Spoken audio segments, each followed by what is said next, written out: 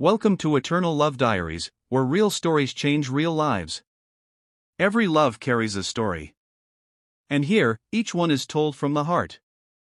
Today's story follows Eliza, a 32-year-old single mother of two who reluctantly accepts a new desk assignment at her accounting firm, seated next to the mysterious and reserved James, a single father who keeps to himself. Their co-workers joke about the single parents' corner, but when Eliza discovers the truth behind James's quiet demeanor and his daughter's medical condition, everything changes. What begins as workplace proximity evolves into something neither expected, testing Eliza's ability to trust again and James's willingness to let someone into his carefully guarded world. What happens next will challenge everything they thought they knew about vulnerability, strength, and finding connection in life's most unexpected moments. "I can't believe they're doing this to me," Eliza muttered, dropping her box of office supplies onto her new desk with a thud that made the man beside her flinch. She hadn't meant to be so loud, but after 3 years at the window desk, being relocated to the back corner of the accounting department felt like a demotion. The man, James, she recalled vaguely, barely looked up from his computer screen, his fingers continuing their rhythmic dance across the keyboard. Eliza had seen him around the office for the past 6 months but knew almost nothing about him except that he had a daughter and kept to himself. She sighed dramatically, hoping to elicit some reaction, some acknowledgement of her presence, but James remained focused on his spreadsheet, the blue light of the monitor reflecting off his wire-rimmed glasses. "Sorry about the noise," Eliza finally said, breaking the uncomfortable silence as she unpacked her family photos, her 2 boys, ages 8 and 10, grinning widely on their last beach vacation. James glanced up briefly, his eyes landing on the photos before returning to his screen with a curt nod. Eliza felt a flash of irritation at his dismissal. Was it too much to expect basic courtesy from someone she'd be sitting next to for 8 hours a day? She'd heard the office gossip about James, how he never attended company happy hours, how he always left precisely at 5 to pick up his daughter, how he politely declined lunch invitations. Some called him stuck-up. Others speculated he was just shy. Either way, Eliza wasn't thrilled about her new desk neighbor. By lunchtime, Eliza had settled into her new space, though the silence between them remained unbroken except for the clicking of keyboards and occasional phone calls. She watched as James pulled a brown paper bag from his desk drawer, unwrapping a sandwich with careful, deliberate movements. "The break room has a microwave if you want to heat that up," she offered, an olive branch of sorts. James looked up, seeming almost startled by her voice, as if he'd forgotten she was there. "Thank you, but this is fine," he replied, his voice softer than she'd expected, with a warmth that contradicted his reserved demeanor. It was the first complete sentence he'd spoken to her, and Eliza found herself studying his face, the faint lines around his eyes suggesting he was in his mid-30s, the slight furrow between his brows that seemed permanent. "I hear we're in this single parents' corner now," said Marco from marketing, stopping by Eliza's desk with a smirk. "Management thought you two might have something in common." Eliza felt her cheeks flush with embarrassment as James stiffened beside her. "Very funny, Marco," she replied, forcing a laugh while shooting an apologetic glance toward James, who had returned his attention to his sandwich, his expression unreadable. After Marco left, the silence between them felt heavier, charged with unspoken discomfort. "People talk too much around here," Eliza finally said, not expecting a response. To her surprise, James looked up, the corner of his mouth lifting slightly. "They certainly do," he agreed, and for a brief moment, they shared a look of mutual understanding before returning to their separate lunches. The afternoon dragged on, with Eliza occasionally stealing glances at her mysterious deskmate.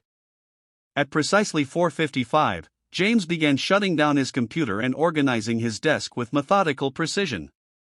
Eliza watched as he slipped his phone from his pocket, checking it with a subtle but unmistakable anxiety before tucking it away again. "School pickup?" she asked casually, remembering he had a daughter. James nodded, sliding his laptop into his messenger bag. "Yes, my daughter Emma," he replied, and Eliza noticed how his expression softened at the mention of her name. "I have to be there by 5:30. Something in his tone, a hint of urgency, perhaps, made Eliza curious, but before she could ask anything else, James had shouldered his bag and was heading toward the elevator with a quick, "Have a good evening." 2 weeks passed with the same routine: polite nods in the morning, minimal conversation throughout the day, and James's prompt departure at 4:55. Eliza had grown accustomed to his quiet presence, even finding comfort in the peaceful bubble they shared amid the office chaos. She learned to read his subtle cues: how he rubbed his temple when frustrated with a difficult spreadsheet, how he always kept his phone visible on his desk, how he sometimes stared at a small photo tucked inside his desk drawer when he thought no one was looking. It wasn't until a Thursday afternoon when everything changed. James's phone rang, and Eliza watched as the color drained from his face. "Emma?" "What's wrong?" he asked, his voice tight with concern. "I'll be right there." 20 minutes, okay? Just breathe like we practiced." James hung up and immediately began gathering his things, his hands trembling slightly. "Everything okay?" Eliza asked, unable to hide her concern. James hesitated, conflict evident in his expression. "My daughter, she's having an episode at school. I need to go, but I'm supposed to present these quarterly projections to the executive team in an hour."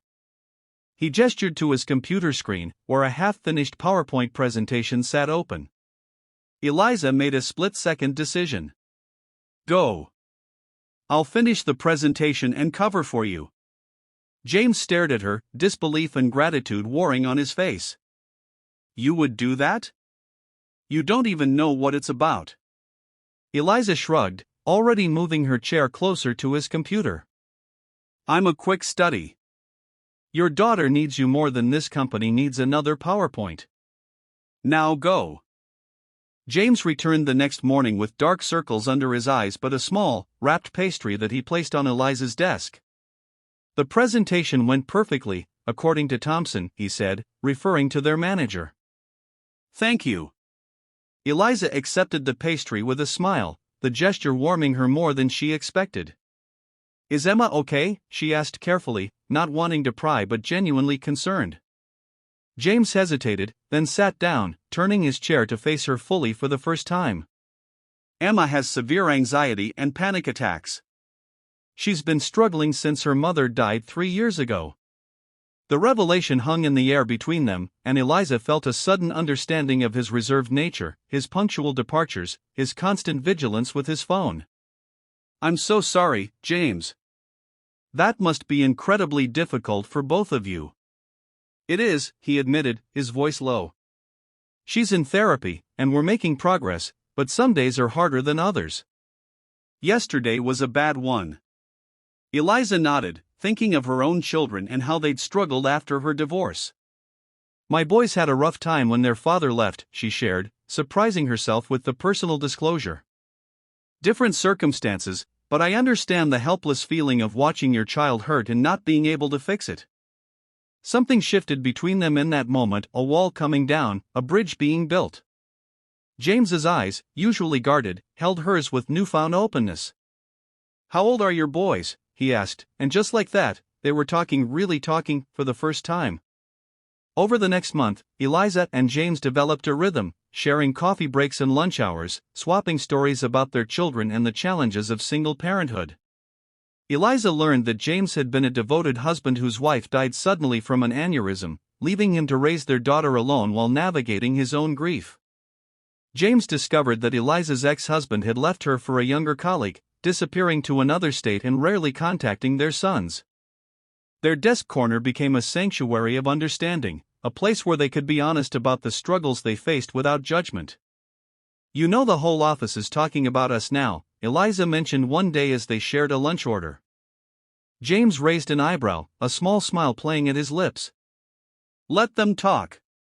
At least we're giving them something interesting to speculate about."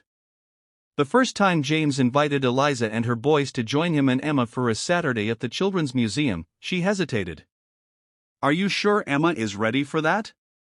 Meeting new people can be stressful for her." James nodded, appreciation evident in his eyes at her consideration. "Actually, her therapist thinks it would be good for her to expand her social circle slowly, with people she can trust. And she's curious about your boys after hearing me mention them." Eliza felt a flutter in her chest at the thought that James talked about her and her children at home. Well, my boys have been asking about your famous chocolate chip pancakes ever since I mentioned them, so I think we have a plan. The museum outing was a revelation. Emma, a petite 9-year-old with her father's thoughtful eyes, was initially shy, staying close to James's side as they met in the lobby. But Eliza's sons, Tyler and Mason, with their boundless energy and inclusive nature, soon had her giggling as they explored the interactive exhibits. Eliza watched James watching his daughter, saw the emotion in his eyes as Emma laughed freely for what seemed like the first time in ages. "Thank you," he whispered when he caught Eliza observing them. "This is the happiest I've seen her in years." Eliza felt something shift inside her, a warmth spreading through her chest that had nothing to do with the crowded museum and everything to do with the man standing beside her, his shoulder occasionally brushing against hers as they followed their children from exhibit to exhibit. What began as occasional weekend outings soon became regular gatherings, movie nights with all 4 children piled on Eliza's living room couch, Sunday morning pancake breakfasts at James's modest but immaculate home, trips to the park where Emma gradually emerged from her shell, finding comfort in the chaotic energy of Tyler and Mason. Eliza and James found themselves lingering after the children went to bed, sharing glasses of wine and conversations that stretched into the night. They talked about everything: their fears for their children, their hopes for the future, the parts of themselves they'd lost and found in parenthood. "I never thought I'd feel this way again," James admitted one evening as they sat on his back porch, the autumn air crisp around them. "Like I could let someone new into our lives." The office rumors intensified as their friendship deepened, but neither Eliza nor James paid much attention. They had created their own world, one built on mutual respect and understanding. It wasn't until the company holiday party that Eliza realized how much things had changed. James, who had skipped the event the previous year, stood beside her at the punch bowl, looking handsome in a dark blue sweater that matched his eyes. "Everyone's staring at us," Eliza murmured, suddenly self-conscious in her red dress. James glanced around the room, then back at her with an intensity that made her breath catch. "Let them stare.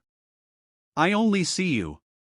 The simple statement, delivered with such quiet certainty, made everything else fade away: the office gossip, the past hurts, the fears about the future.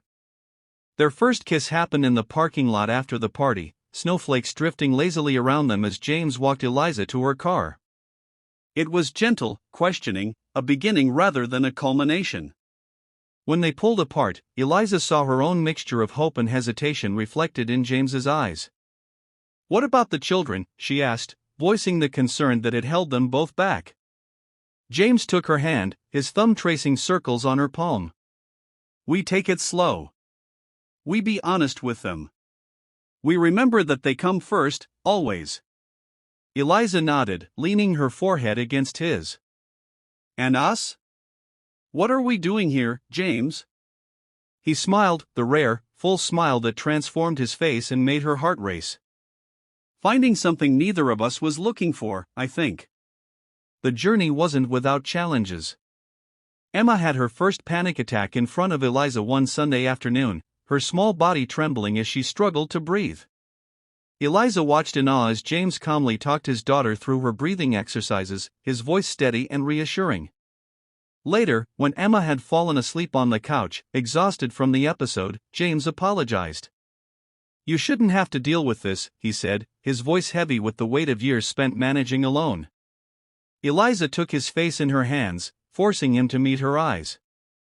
"This is part of who Emma is, and Emma is part of who you are."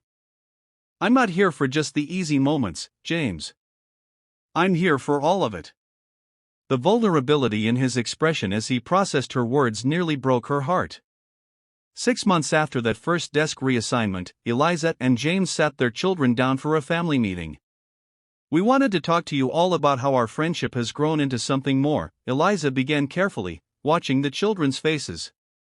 Tyler and Mason exchanged knowing looks. They'd clearly seen this coming, while Emma studied her hands intently. "Does this mean we'll be together more often?" she asked quietly, looking up at her father. James nodded, reaching for Eliza's hand. "If everyone's okay with that, yes." Emma was silent for a moment, then asked the question that revealed how much she understood despite her young age. "Are you happy, Dad? Really happy?" James's voice caught as he answered, "Happier than I've been in a very long time, sweetheart." Emma nodded decisively. Then I'm okay with it. What began as an inconvenient desk reassignment had become the foundation for a new kind of family, one built not on perfect circumstances but on understanding, patience, and the courage to try again. As Eliza watched James teaching her boys how to build a model rocket in the backyard, Emma sitting nearby with a book but occasionally looking up to smile at the scene, she marveled at life's unexpected turns. The office gossips had been right about one thing: putting two single parents side by side had indeed created something special, just not in the way anyone had predicted. It wasn't about convenience or shared circumstances, it was about finding someone who understood both your strength and your vulnerability, who saw your whole story and chose to become part of it. We'd love to know, which country are you watching from? Drop a comment below. If this story moved you, inspired you, or made you believe in second chances, show your support by hitting the like button. Subscribe to Eternal Love Diaries for more stories that touch the heart and change perspectives. Sometimes life's greatest gifts come disguised as inconveniences, and the people we're most reluctant to let in become the ones we can't imagine living without. True connection isn't about perfect timing or ideal circumstances, it's about finding someone who makes space for your whole truth and still chooses to stay. From Portland, Oregon, United States, this is Eternal Love Diaries, reminding you that every heart has the capacity to heal, to hope, and to love again.